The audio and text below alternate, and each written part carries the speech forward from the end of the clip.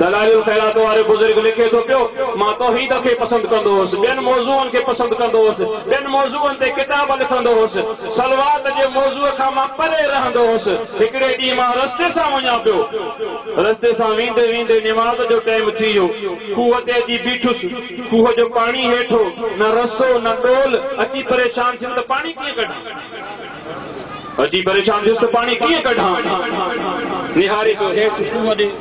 हेॾां होॾां तके हिकिड़ी नंढड़ी छोकिरी डोड़ंदी आई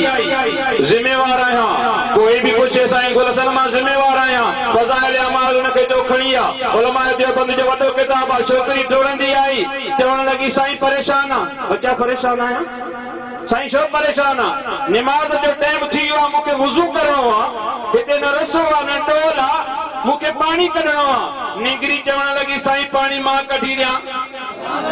हथ मथे कर सुभाणे अल्लाह चओ हेॾो वॾो आलिम आहे पाणी जे लाइ परेशान आहे निगरी चवण लॻी त मां कढी ॾियां साईं निहारे पियो हीअ कीअं कढंदी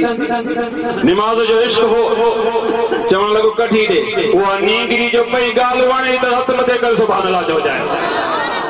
मां ॾेखारण लाइ तयार आहे उहा नींगरी जो पई वात खोले पंहिंजे वात जी थुक खूह में उछले थुक खूह में पवंदी वई ही फ़क़ीर ज़िम्मेवार आहे फज़ाइल अमाल खणी आहे थुक खूह में पवंदी वई पाणी खूह जे मथे तरंदो वियो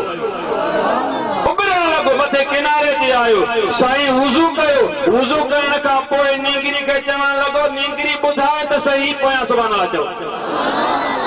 नींगरी खे चवण लॻो नींगरी ॿुधाए त सही वज़ीफ़ो कहिड़ो पढ़ंदी आहे कहिड़ो अमल कंदी आहे चई वज़ीफ़नि जी ख़बर बि कोन्हे का पर हिन ज़ुबान सां रसूलुल्लाह ते सलवात पढ़ंदी आहे अल्लाह जा बानड़ा बुजुर्ग चवे थो त पोइ सभु कुझु ख़तम करे मूं दलाइलुल खैरात लिखियो दलाइलुल खैरात लिखियो त आशिक पढ़नि था